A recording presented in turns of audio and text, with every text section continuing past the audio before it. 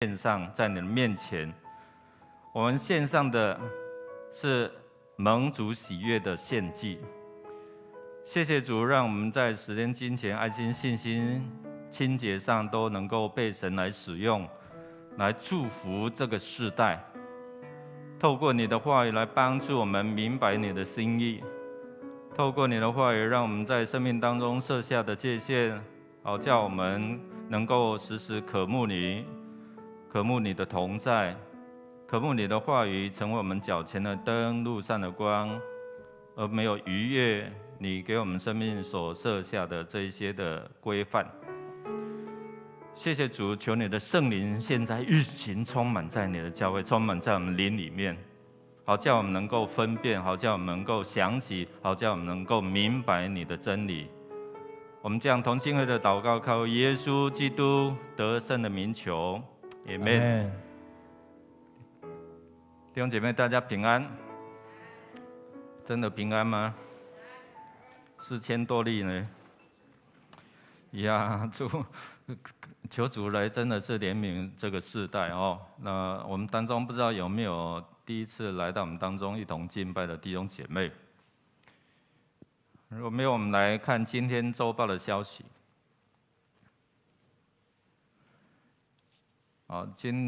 这个主日是新竹大专事工的奉献主日请兄姐关心代祷来奉献。OK， 那我这边那近日因为这个本土的疫情升温我们恳求神来帮助我们也让我们注意务必来配合我们的一些的规范其实我们在椅背都有贴那个大概的位置那现在其实在匡列的范围或是都比较宽松了什么密切的接触短暂的接触你长时间你脱口罩，然后有跟那个对方接触大概15分钟那就我们按照这些的规范那防范有一些需要清洁的动作我们配合好，那我们也有教会也有结合一些的规范来做一些的调整，或者是有一些的整理那我们可以配合这些。如果我们弟兄姐妹有发烧、咳嗽，或是有一些觉得那个闻起来的怎么都没有味道那我们就先不要来，然后寻求一些的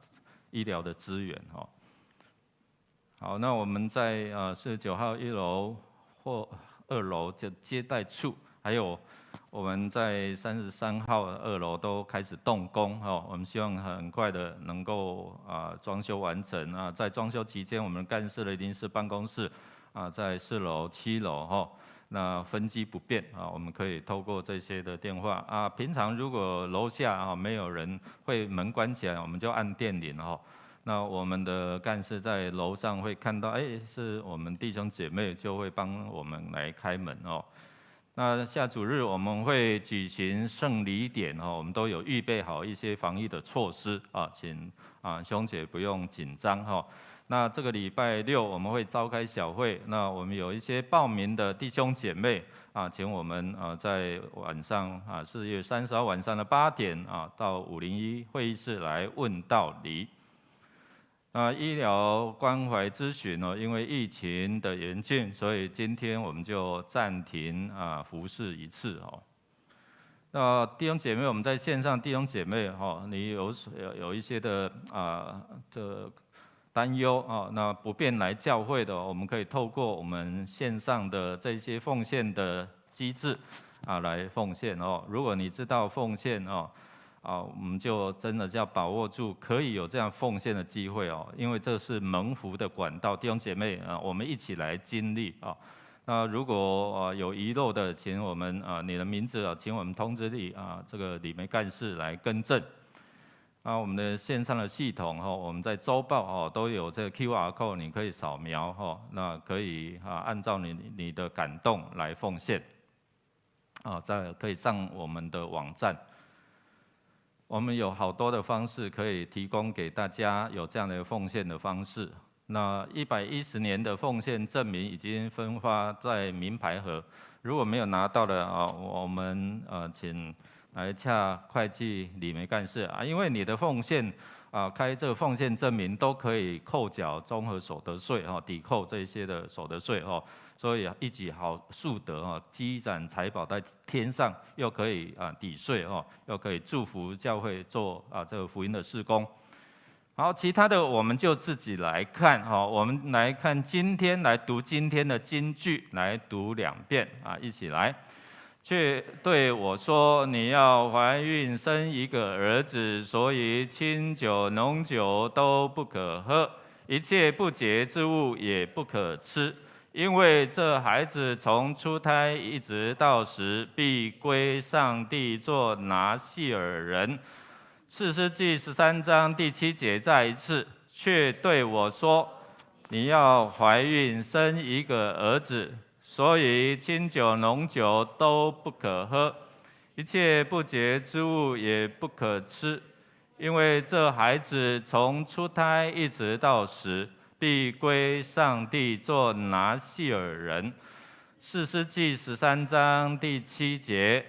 我们预备心来奉献，奉献是基督徒感恩的表现，是出于甘心乐意。如果你不明白奉献的意义，你不用勉强。弟兄姐妹，如果你懂得感恩你奉献你的时间、金钱在神的面前被神来使用。如果你不明白，你可以用祷告表达你的感恩。我们一起用这首诗歌来到主的面前，来献上我们的恩典我们的感恩。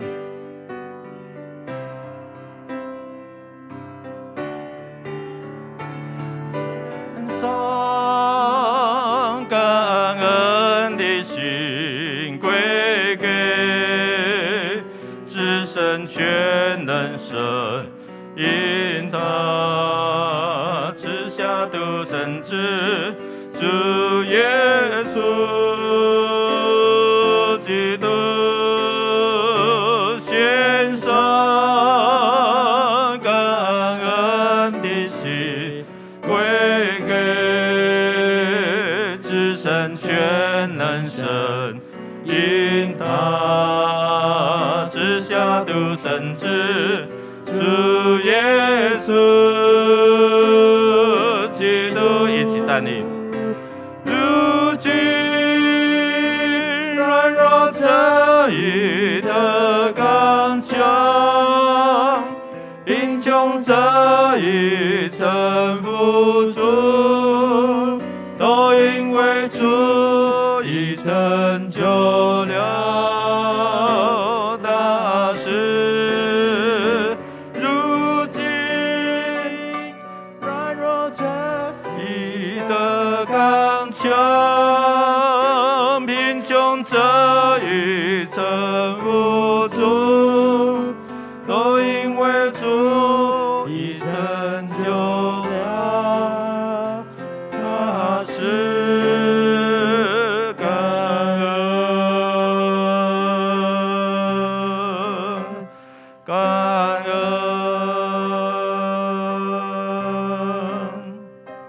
感恩。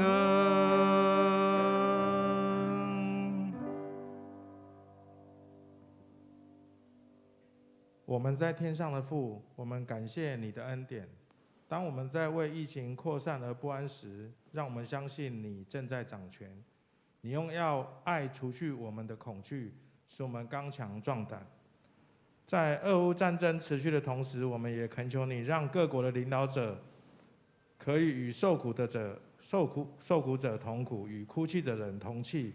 赐给他们智慧，可以尽速的结束这一场战争，追求彼此的和平。也求你为我们预备足够的病毒检测的试剂和充足的日常生活所需，并赐下智慧、果断与宽容，教我们全台湾的人民同心协力，善用不同的意见，订定最有效的政策，让我们可以与病毒共存，并在最短的时间内恢复正常的生活。今天我们献上我们的金钱、时间、才能，求主你悦纳，奉主耶稣的名求，阿们。坐下，彼此来祝说，愿主的平安与你同在，愿主的平安与你同在哦。如同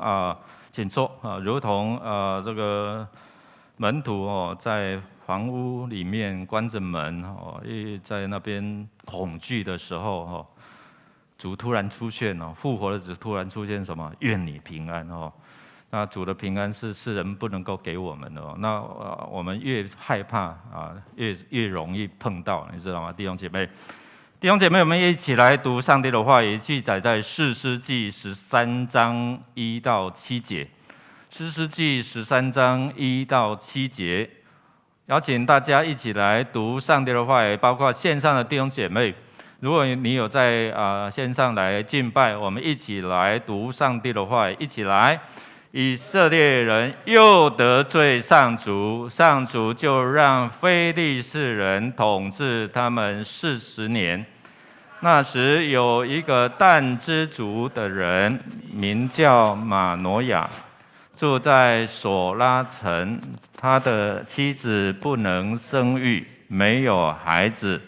上主的天使向他妻子显现说：你不能生育，没有孩子，但是不久你要怀孕，生一个儿子。你要小心，淡酒和烈酒都不可喝，也不可吃礼仪上定为不洁净的东西，因为你要生一个儿子。孩子出生后，不可剃他的头发，因为他一出生就要献给上帝做离俗人。他要开始解救以色列脱离非利士人的工作。这女人去告诉丈夫，有一个神的人向我显现，他的容貌像上帝的天使，令人畏惧。我没问他从哪里来，他也没告诉我他叫什么名字，但他对我说，我要怀孕，生一个儿子。他叫我不可喝淡酒和烈酒，也不可吃礼仪上定为不洁的东西，因为孩子一出生就要献给上帝，终身做离俗人。愿主的话来帮助我们能够明白哦，上帝在我们的生命当中有立下的一些的界限跟规范，为了就是要让我们能够蒙福，为了就是要让我们在他的恩典里面，当我们不遵守这个约定的时候，或者这个界限的时候，好像罗马书1章说任凭出宰离了，任凭的时候，我们就可能随着自己的心意去做的时候，就远离上帝的恩典哦。弟兄姐妹，我们今天透过这段经文一起跟大家来分享。我们一直在看这个士师记有6个循环哦。我们看到这个是在这样的士师记里面描写我们可能比较熟悉的参孙，然后最后的一个祭司。我们看到透过这一些的经文，要提醒我们在我们生命当中有什么需要去防范或者遵守的这样的一个界限没有？弟兄姐妹，我们看到在今年的3月10号左右那我们天天会看到中共的军机就是要来扰台要来侵犯我们。那到了今年3月10号，已经大概有223个架次高于去年同期的这个时段那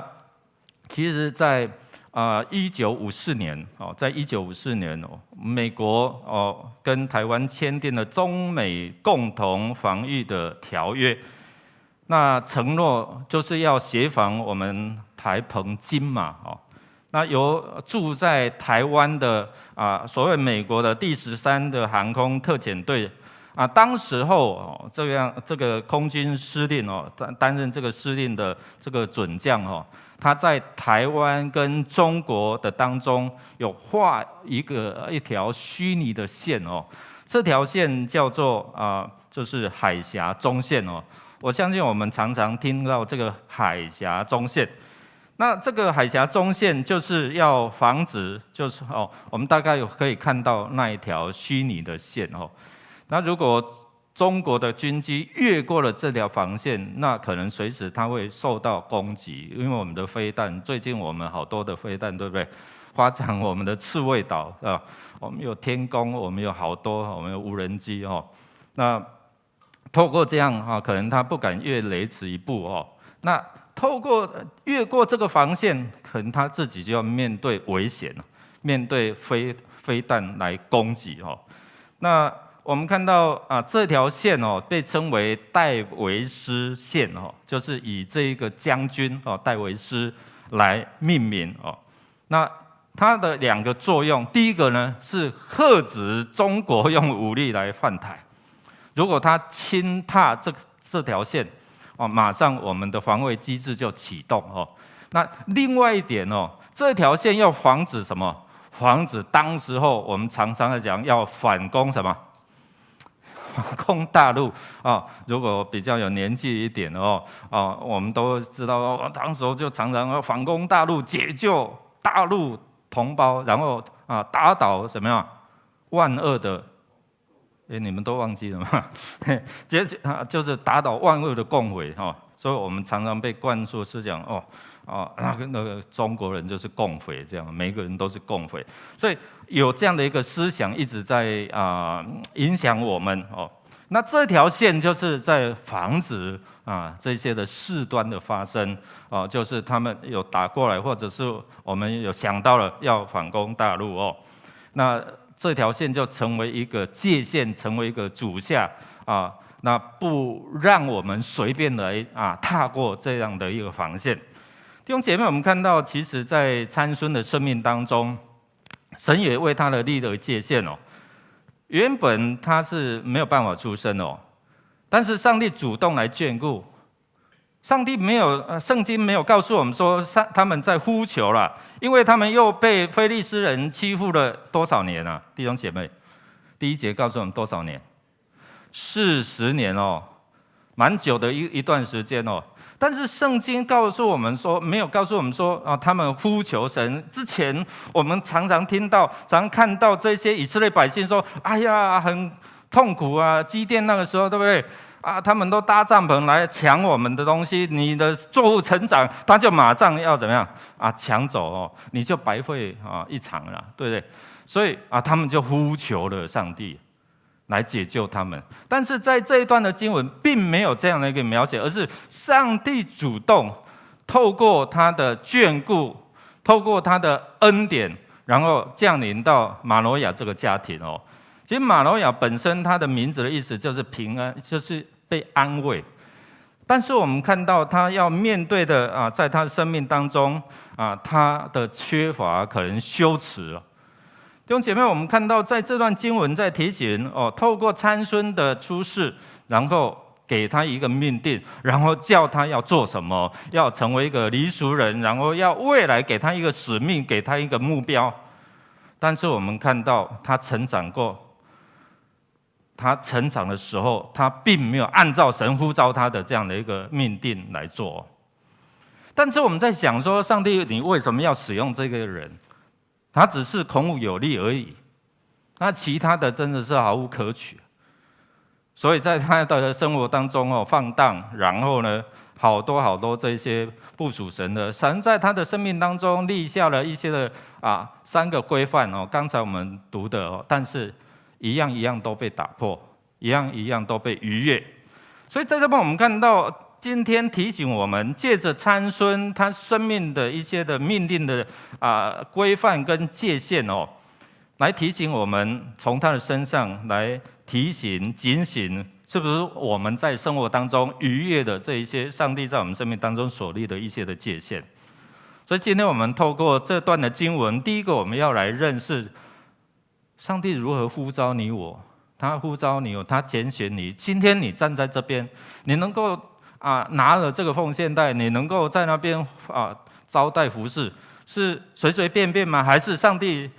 真的很慎重在拣选你来服侍，即使是一个这样的一个收奉献，或者是在外面的招待。你都不要看轻这样的服事哦，弟兄姐妹。这是因为神的恩典拣选你，不然我们就是在外面流浪，在神的恩典之外。第二个，我们来看到要认识主，主动眷顾，就是他们还没有呼求，但是神却知道他们内心当中的苦痛，这样的一个羞耻。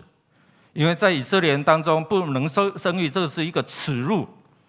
或者是你犯了什么罪，你因着犯了什么罪，所以你不能够生育，你不能够拥有产业。所以弟兄姐妹，我们看到人生嘛，是随意吗？有时候我们会很随意，按照我们的心意。所以罗马书常常在提醒我们，当我们不荣耀、不感谢、故意不认识神的时候，神就任凭出宰你了。如果像我们生气起来，出宰你死啊！你说我们会生气的时候就口无遮拦了，我们生气的时候甚至有咒诅。我们生气的时候，就是可能等一下我们会看到。当参孙他生气的时候，情绪失控的时候，他做了什么事啊？你面对你的人生是随意吗？还是常常注意？以色列又，我们看到这些的循环都在提醒我们，我们是不是又这样了？我们又干犯了神在我们生命当中所立的一些的界限了。所以又的时候，神就把那一个苦楚加在他们的身上，所以又行了恶40年呢，不是1年2年，不是1个月2个月。所以在这个家庭当中，他们要承受的是他们内在的苦痛，他们的羞耻，可能别人对他们的眼光，用当时候的价值观想法，你们是怎样的？你们是做了什么？是违反了神的什么诫命？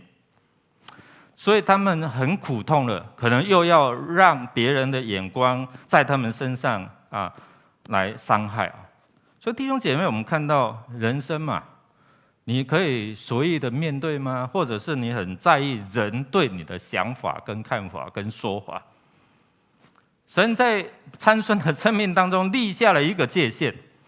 他要他分别为圣，做什么人？弟兄姐妹，做什么人？拿细尔人。拿细尔人是什么意思啊？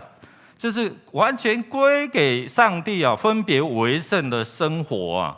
是献上当作活祭弟兄姐妹，我们可不可以想到圣经里面有哪几个是被称为拿细尔人？撒母耳。那撒母耳，你看是他母亲在祷告的当中向上帝求对不对？马诺亚他太太有没有求？经我们没有看到，我相信也有求了。但是我们看到这位哈拿他在求的时候，上帝就赐给他然后撒母耳，撒母耳是一个很棒的一个先知嘛所以我们看到。透过这样撒母耳然后上帝亲自对他说话，在那个时代已经很少听见上帝的话语今天我们能够听到或是看到上帝的话语，这是恩典，你知道吗？弟兄姐妹，我们看到除了撒母耳之外，还有我们看到这一个参孙，还有呢新约有一个新约，同样的这些母亲都生不出来，但上帝就是让使无变有。进入到他们生命。还有一个施洗约翰，对吧？施洗约翰，他也是成为一个拿细尔人，然后我们看到他分别出来，然后他所做的能够成为上帝的差遣，走在耶稣的前面，成为耶稣的先锋，然后到人的当中，人群当中，天国近了，你们要可能会讨人厌，你知道？当你做这些事情的时候，来信耶稣，人家不甩你，知道吗？弟兄姐妹，所以我们看到，在这个家庭参孙的出世，神已经预定、命定他未来要做什么事，要拯救这些以色列百姓但是我不知道他的父母有没有很清楚的告诉他，然后从小有这样的一个培养昨天晚上我跟一对即将要结婚的年轻人这个弟兄他已经在读神学院那未来要成为一个传道人他的父亲也是牧者那我跟他有对话，然后我们的姐妹，我们教会的姐妹即将要嫁给他哈，那就谈到以后某某人姐妹你要做师母哦，不容易哦，然后后来牧师娘也下来，然后我跟他们聊哈，但是在我们生命当中，神拣选你做不一样的事的时候，神必定给你有足够的能力。但是你愿不愿意接受这样的一个呼召，然后靠着神给你在生命当中加添给你可以面对特别是牧者或者是师母更不容易师母如果没有忧郁，你知道这是感谢神的恩典的，因为他要面面俱到，要面对好多这一些的难处还有服事所以弟兄姐妹特别是我在告诉这个年轻人说，你是一个 PK 就是牧师的儿子更不容易他们要承受会有来的这一些的眼光要跟其他的青年要有所分别，你知道吗？所以分别他们是很辛苦的所以有时候碰到我们的儿女给他们一些的鼓励，牧者的儿女给他们一些的鼓励，因为他们要承受，他们如果今天还可以在这边服侍，这是神的恩典，你知道吗？有好多的牧者的孩子承受不了，然后也离开了这样的一信仰那参孙我不知道他父母有没有从小好好的教导他，但是这里我们看到，好像他所行出来的都不像他要被命定的这些的规范，所以他不清楚上帝呼召他为什么他会诞生所以在这边我们来看刚才的经文看你必怀孕生一个儿子，然后后面就是说他要做拿细耳人，他要分别为圣，他要拯救以色列百姓脱离什么非利士人的手。如果他按照这样的一个命定，他应该好好的培养自己，然后读神学院，不是当时没有神学院嘛，好好的操练自己，然后上帝的规范嘛至少第一个，刚才说3个不可，第一个不可是什么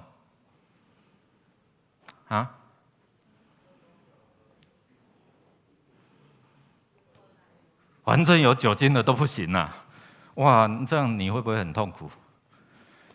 有的人会很痛苦第二个，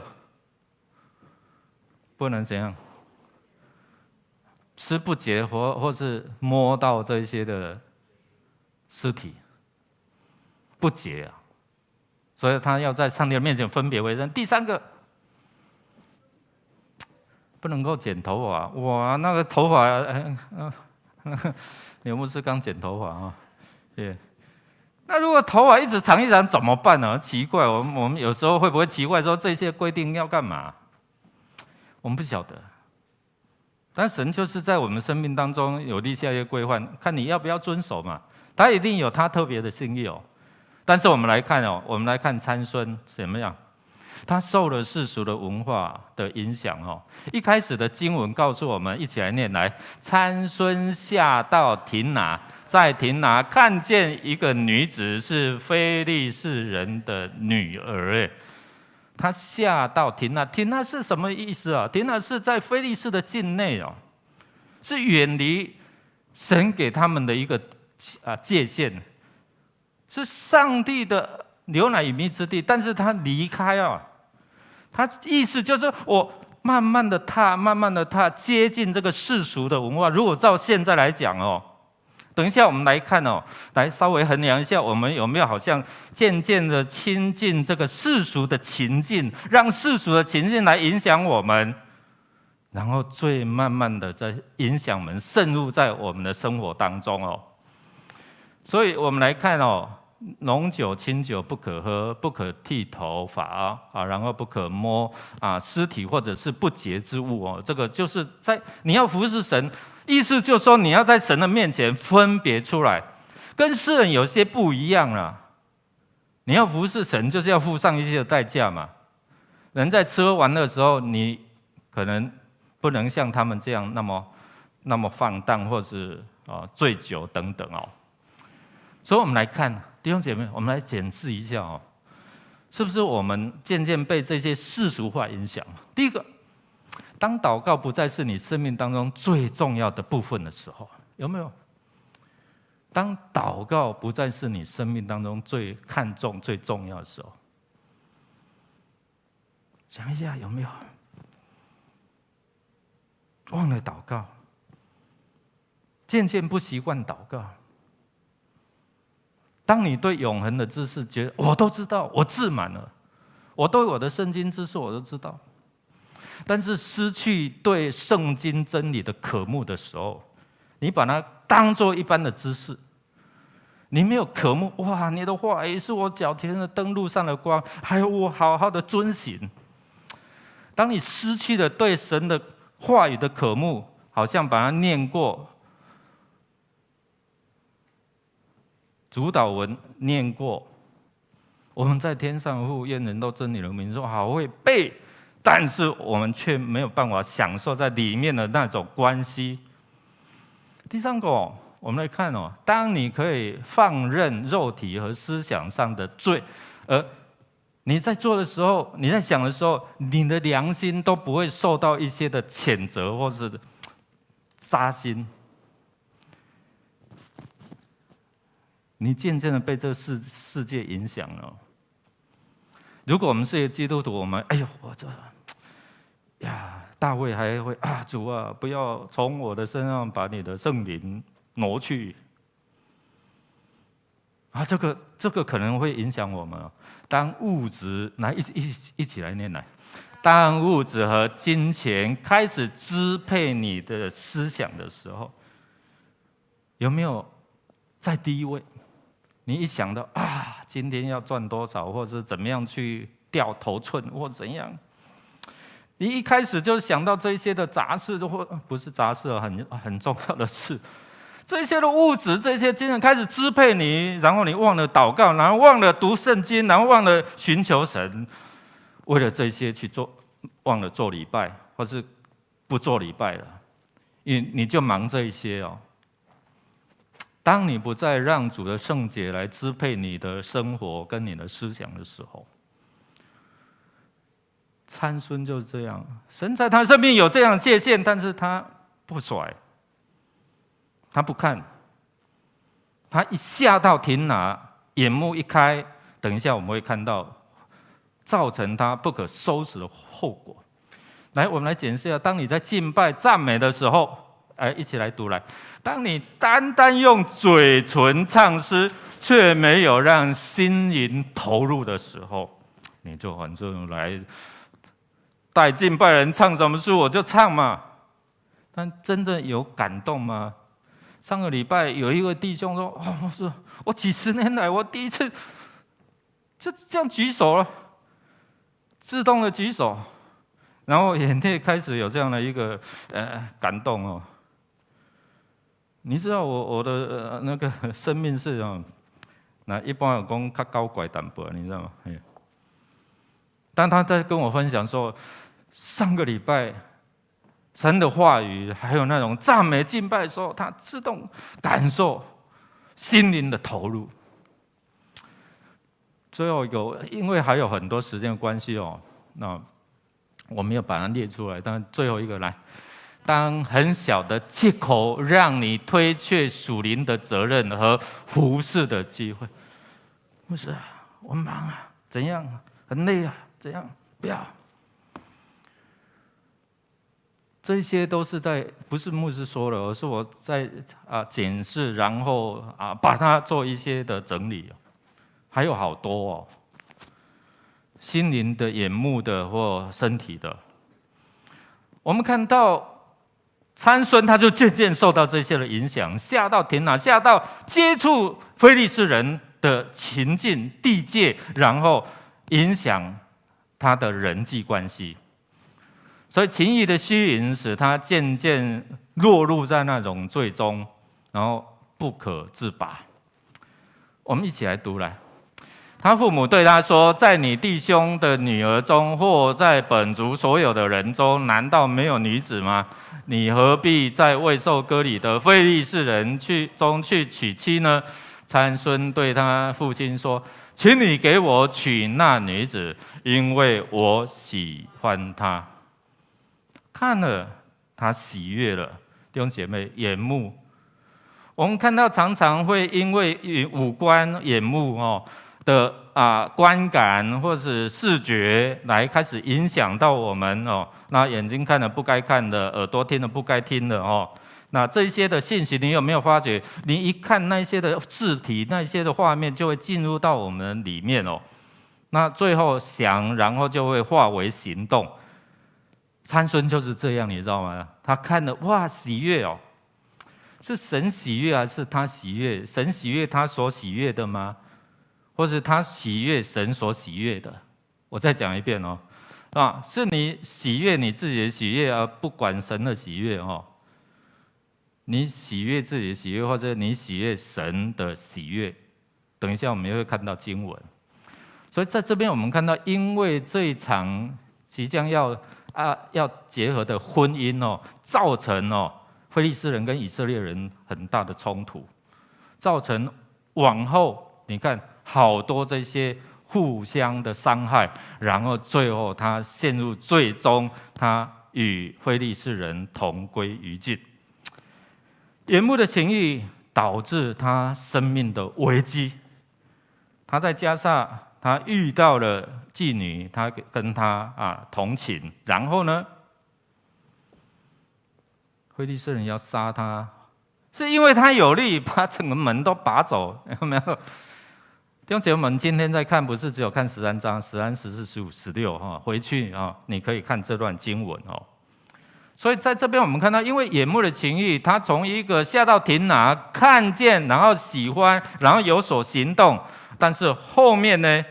后面因为情绪的伤害，造成他无缘的岳父，还有他无缘的那一个妻子然后整个被非利士人杀害。你看后面连带的这样的一个引发杀机特别是参孙在索列谷爱上哪一个大利拉，对不对？然后大利拉还陷害他，还欺骗他，然后要把他的拥有的能力除掉。他被骗了，然后英雄难过怎样？美人关。所以最后呢，下场是怎样？他把他的头发的隐藏力量的秘密告诉了，对不对？刚开始青菜随便的敷衍，但是最后呢，他竟然好了。又不过这个大利拉的怎么样这样的一个塞奶啦，或是这样一个恳求，然后最后把这样的秘密致命的危机就展开了。他头发被剪了，他以为神的灵还在他的身上能力还在他的身上。弟兄姐妹，我来想参孙上帝的灵降临在他身上前后几次，你们有没有算过？其他的事是大概都一次提到一次参孙在他的身上前后4次跟你的旁边说4次圣灵充满他，然后他为所欲为弟兄姐妹，圣灵如果充满你不是随你的心意要做什么，而是按照神的心意做什么，好吗？不是你圣灵充满了这个也不做那个也不做，我就单单这样享受，不是这样。我们看到参孙他4次被圣灵感动，但是他的使命是拯救以色列人，但他竟然去亲近这些非利士人，看到非利士人的女子，然后眼目的情欲就影响到他，然后引到致命的危机特别是在大利拉的身上他真的是在他的生命当中失去了上帝能力的同在，他也失去了上帝呼召他的使命。他最后连要报仇的不是为了拯救以色列人，而是为了自己来报仇。所以在这边我们看到他被挖去双眼，他被关在那个锁链，然后在地下室在推磨。你记不记得那个画面？最后他在大衮庙当中他最后求上帝再次给我力量。那时候头发已经生出来了，叫人把他摸在那个柱子，摸柱子，推倒，然后圣经告诉我们说，那一次杀的非利士人比他之前杀的还多但最后他也怎样？死在当中，跟非利士人同归于尽。这个是到最后面的下场啊！眼目的情欲导致他远离了上帝的恩典、上帝的同在、上帝的力量，然后进入到危机里面了。第三个，我们看到这个失控的情绪造成伤害，他真的很，我不知道怎么形容，他怎么去抓300只的狐狸啊？然后一对一对绑住它的尾巴，然后点火，这不是屁孩在做的事吗？但是他竟然用这个，然后为什么他会做这个事情？因为他要去他岳父的家，然后要娶他的太太哦。结果他的岳父说什么？怕你恨他，所以我把她嫁给你的伴郎了。怎么有这样的事情？不过不要紧，他的妹妹比较漂亮，你要不要？他很生气啊，你知道吗？所以他气了，就把气出在谁？出在非利士人的身上啊。然后抓了300只狐狸，然后绑住，然后就他们的禾场，他们的要收成的，然后就冲进去，那你就知道后果啊，对不对？这些庄稼、葡萄园还有橄榄园都怎样？都全烧了，就是造成这些非利士人的伤害或者是损害。你知道吗？因为这连带的关系，所以这些非利士人知道参孙是因为这一些的事情，所以非利士人就杀了谁？杀了参孙摩尔的岳父，还有什么？他这个要娶的妻子。所以你看，连带这样的一个情绪的失控，导致非利士人、以色列人这样的冲突。还有他自己后面也受到这些的伤害。有一位老板他去视察自己的建筑工地的时候，他发现有一个人就蹲在那边看漫画，他就很生气，我是叫你来做工，又不是叫你来游手好闲在那边还看漫画。他就问他，你1个月的薪水多少？2万。老板二话不说就掏出他的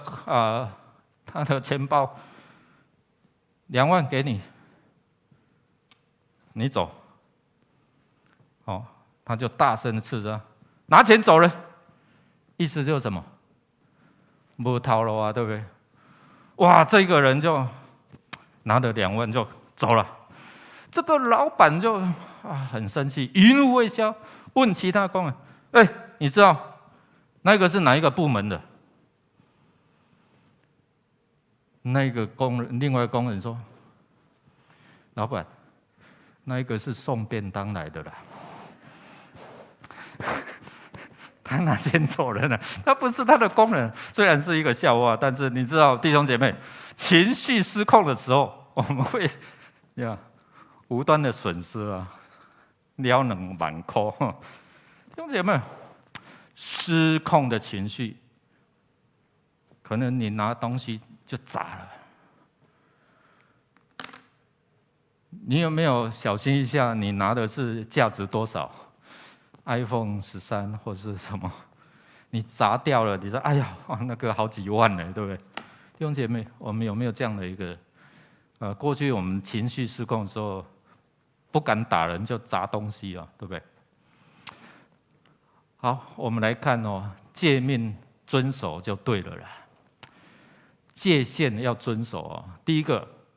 他亲近世俗，但是我们反过来怎么做？我们要亲近上帝我们一起来念来。所以弟兄们，我以上帝的慈悲劝你们，将身体献上，当作活祭，是圣洁的，是上帝所喜悦的。你们如此侍奉，乃是理所当然的。是上帝喜悦还是你喜悦你眼目的喜悦，所以我们看到这个参孙，因为眼目的喜悦，所以他渐渐接近这个世俗文化，被影响，然后走入怎么样？走入这样的一个生命的危机我们这里我们看到，我们要回到神的面前，然后亲近他然后我们献作活祭他应该是献作活祭，对不对？成为拿细耳人，分别然后拯救。今天神也呼召你吗？呼召你献身当作活祭哦。今天神差遣你，可能参与小组的服事，或者是长子的服事，或者是神也呼召你成为一个传福音的人，就让这样的一个拯救的使命给你，呼召你，但你也愿不愿意？愿不愿意？你喜悦还是神喜悦？是参孙我喜悦，我看见你帮我取，结果后果了。我们一起来念来，要亲近上帝，上帝必亲近你们。有罪的人啊，要洁净你们的手；心怀恶意的人啊，要清洁你们的心。你的钱财在哪里，你的心就在哪里。所以刚才我们说，接近世俗的文化，有没有让这些支配你、掌管你的思想、你的情感、你的意志？或者你常常一起来就祷告、迦南之声、灵修、上帝的话。第二个当他去追寻这些眼目的情欲，他是同那怎么样堕落的人一同，他找妓女，他找那一个他所喜悦的。弟兄姐妹，我们回到神的面前才不会让我们踏到这些逾越这些的越线这些界限所以我们需要的，我们受洗的时候会预备什么？给他一个属灵的什么同伴。我们一起来读来。你要逃避年轻人的私欲，同那以纯洁的心求告主的人，追求公义、信实、仁爱、和平。同那清心祷告人，和合本的这个翻译叫清心祷告人，然后一同去追求就好像我们在推动这样的共读一样，共祷，一起祷告，寻求。你有困难，我为你祷告。我们一起来看上帝的话。初代教会的信徒也是这样，你知道吗？当他们碰到这些困难危机、信仰的危机的时候，一起来，他们都专注于使徒的教导和彼此的团契、擘饼和祈祷。你知道圣灵的充满与他们同在，所以他们面对这些恐惧的时候，他们胜过彼得敢在公会大声的为主来做见证，然后他们同心合意在店里、在家里怎样有小组，有这样的团契的生活，然后擘饼、祷告、读经，我相信他们也可以分享上帝的话语第三个，最后我们就看到说，我亲爱的弟兄你们要明白你们每一个人要快快的听，慢慢的说，慢慢的怎样动怒，因为人的怒气不能够成就，或是不能够实现上帝的意人的怒气不能够成就上帝的意。所以这个就是要应对我们刚才看到情绪失控的这一回事情绪失控会造成我们的损害，但是我们一起来读来，你们要保守你心胜过保守一切，因为生命的泉源由心发出。因为一生的果效是由心发出，这个是比较新的和本的翻译再念一遍来，你要保守你心胜过保守一切，因为生命的泉源由心发出。弟兄姐妹，透过参孙他被拣选，他有神给他的使命，他去拯救以色列人脱离40年的这样的一个愁苦但是他从一开始就没有这样做，但是神也使用这样的人。最后我们看到在那种我们真的不知道怎么想的这样情境当中，杀了那么多的非利士人神的做法真的有时候超过我们的想法，但是神给你的使命，你愿不愿意回应，这是很重要。神给你的界限，神给参孙的界限，他一一都打破了，所以有悲惨的下场。弟兄姐妹，神给我们的界限是什么？分别，你是被拣选、被分别出来你的钱财都是神给你管理的，你知道吗？好好的使用成为神祝福这世代的管道，不是只有祝福你而已，神也要透过他加倍赐福你，也要让你成为一个蒙福的器皿跟管道。我们一起站立啊！弟兄姐妹，神也透过你分享上帝的话语，不是只有在钱财、物质哦，神要透过你分享他生命的话语。有一位姐妹，她在上门徒列车的这样的过程哦，她说：“牧师，我可不可以带人做决志祷告，还是只有牧师可以？”弟兄姐妹，你们可以带人做决志祷告吗？可不可以？跟你的旁边说，绝对可以。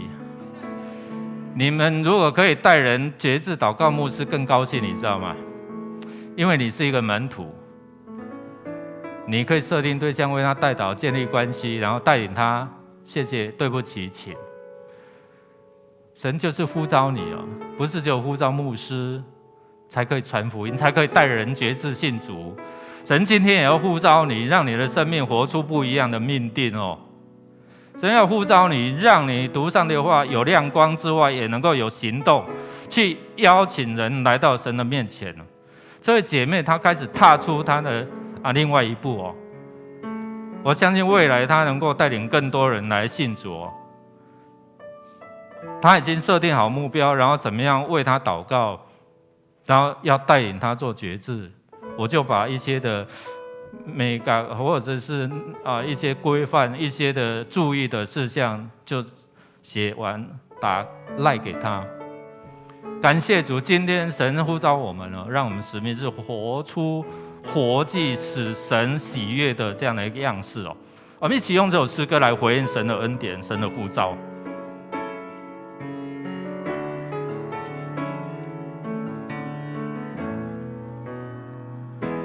献上生命给最爱的耶稣，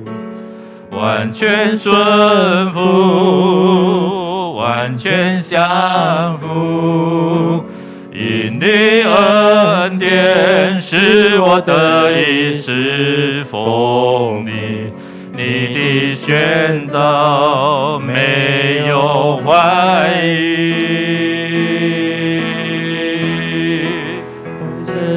献给你，背起十架跟随你，愿你的荣耀彰显在我生命。我的心不要忘记，你如何为我舍命。耶稣我爱你，喜乐地跟随你，我的生命献给你，背起十架跟随你，愿你的荣耀，愿主的荣耀充满在我们的生命当中。弟兄姐妹，让我们的心保守胜过一切。你如何为我舍命？耶稣我爱你，喜乐地跟随你。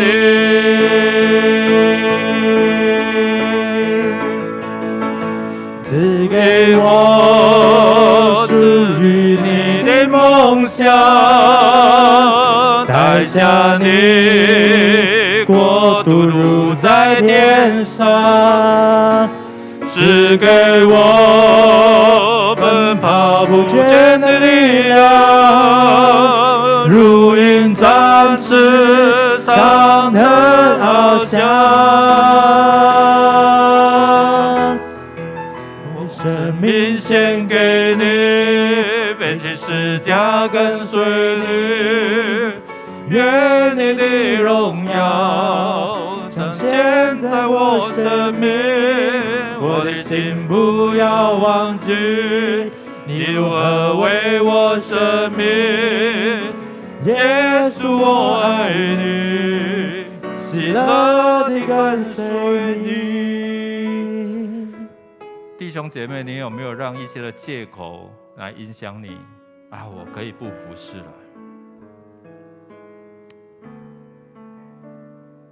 我不用祷告了。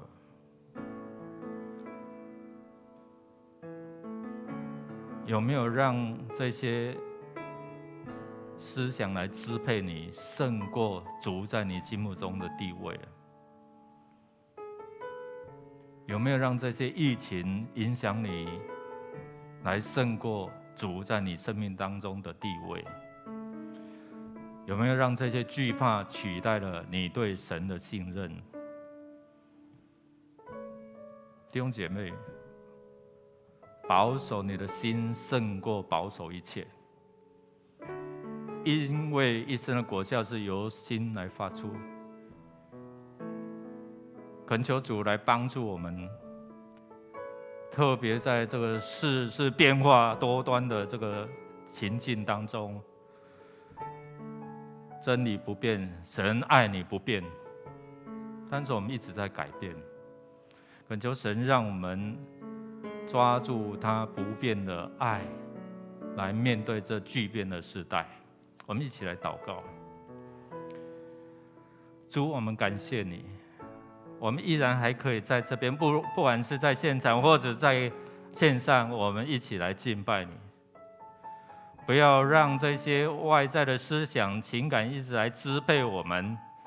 使我们远离你，使我们逾越了你给我们生命当中的这些的界限。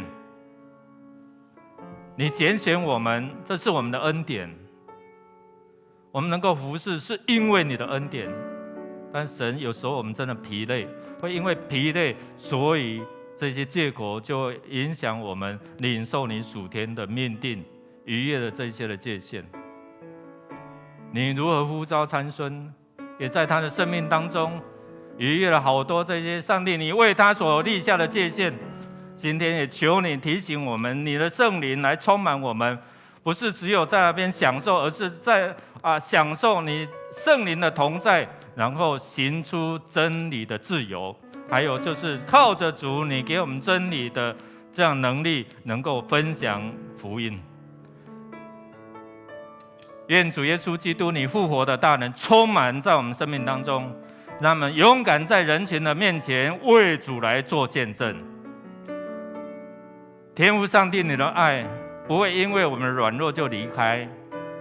你一直在等待我们回转归向你，赐下你的圣灵，感动我们的心，渴慕你的真理，真理必叫我们得着自由，从今时直到永永远远。Amen。我的生命献给你，背起十架跟随你，愿你的荣耀展现在我生命。我的心不要忘记，你如何为我生命。耶稣我爱你，喜乐地跟随你。我们今天的礼拜到这边，请坐。我们默祷，愿神的平安与大家同在。